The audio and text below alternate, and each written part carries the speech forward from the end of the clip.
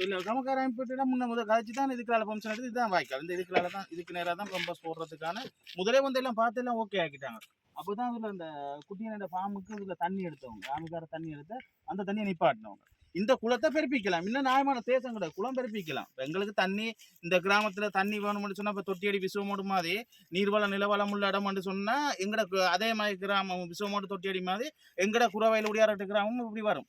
இப்போ எங்கட வீட்டுக்கு மட்டும்தான் நான் தண்ணி கேட்குறேன், இந்த மக்களுக்கு தான் கேட்குறேன்னு கேட்டால் நீர்வள நிலவளம் வந்து இந்த ஒரு வயல் மட்டும்தான் இங்கே விதைக்கிறாங்க.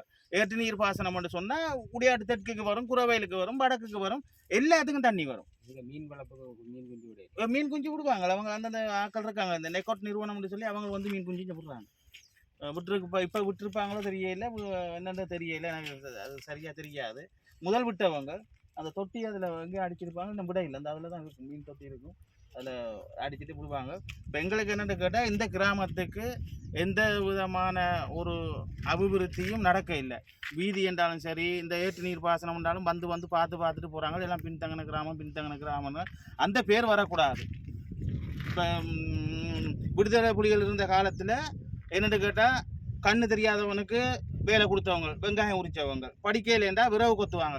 எல்லாரும் ஒரு வீடு எரிஞ்சா கூட நூக்குறதுக்கு வீட்டில் ஒரு ஆக்கள் இல்லை, அவ்வளோ பேரும் வேலை தான். ஏதோ 25,000 ரூபாயோ 15,000 ரூபா சம்பளத்துக்கு அவ்வளோ மக்களுக்கு எந்த விதமான கஷ்டம் இல்லை.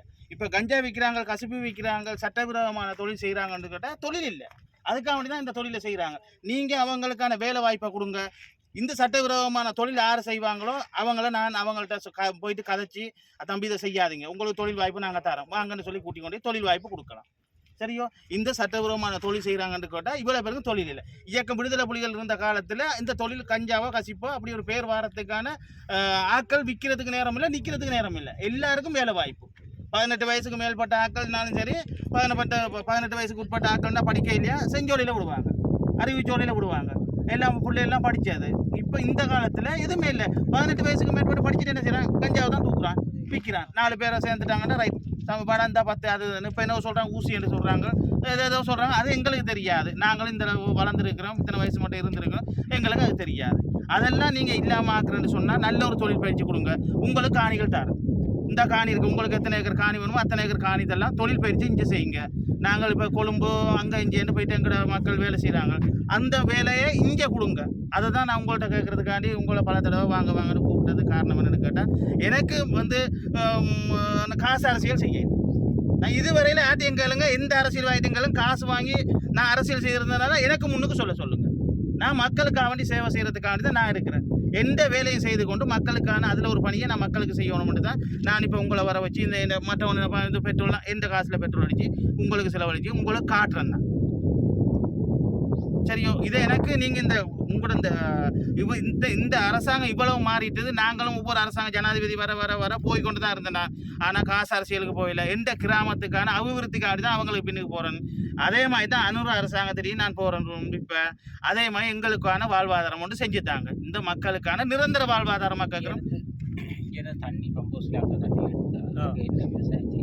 கச்சாம் போடலாம், மிளகாண்டு நடலாம், பாலை போடலாம், சகல செய்கையும் செய்யறதுக்கான பயிர் செய்கையாளர் இருக்கிறாங்க எங்க இடத்துல. அங்க வந்து ஒரு ஆக்களுக்கு ஒரு ஆக்களுக்கு இப்போ 1 ஏக்கர் கொடுத்தாரு, சில பேர் வாங்கி இருப்பாங்க. சில ஆக்களுக்கு 3 ஏக்கர் இருக்குது, சில ஆக்களுக்கு 2 ஏக்கர் இருக்குது, சில ஆக்கள் 1 ஏக்கர் காணிக்க 4 குடும்பம் இருக்குது, ஒரு அரை ஏக்கர் காணிக்கல 4 குடும்பம் இருக்குது. என்ன கல்யாணம் கட்டி காணிகள் இங்கே எல்லா இடமும் காணி வெட்டிக்காங்க.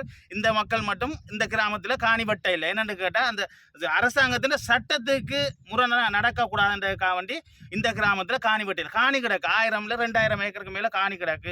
நல்ல நீர்வளம் நிலவளம் உள்ள வாய்க்கால் உள்ள விளையக்கூடிய வயல் காணிகள் இருக்குது. அந்த காணியில் ஒவ்வொரு ஏக்கர் இந்த மக்களுக்கு கொடுங்க. வந்து பாருங்கள், இல்லை அரை ஏக்கரில் தான் ஒவ்வொரு மக்களும் இருக்கிறாங்க. அரை ஏக்கர் காணிக்கல 4 குடும்பம் 3 குடும்பம் 2 குடும்பம் இருக்கு. இதுல இந்த சிஎஸ்டி ஃபார்ம் இருக்கு.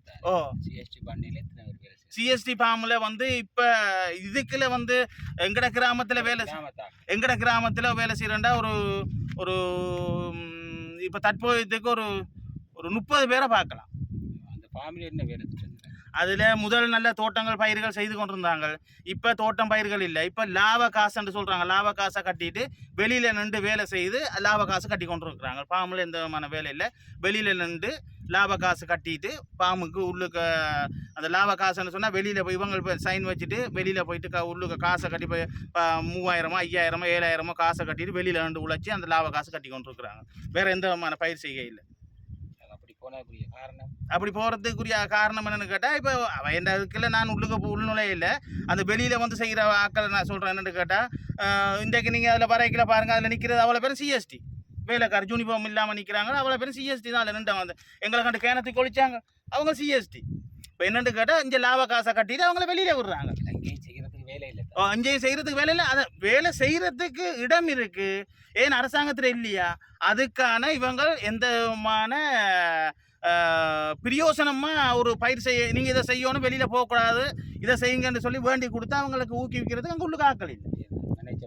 மேனேஜர் மாதிரி அதான் லாப காசு கட்டுறாங்க.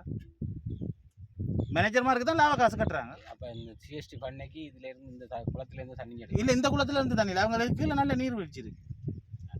தண்ணி இருக்கு குளத்து அதுதானே. அப்போ இதுல இருந்து நல்ல நீர் வீழ்ச்சி இருக்கு. கிணறு பம்ப் ஹவுஸ் வேணும்னு சொல்லிச்சுன்னா அங்கே கிட்டத்தட்ட 1 கிலோமீட்டர் கூட வராது. பம்ப் ஹவுஸுக்கு 1 கிலோமீட்டர் வராது.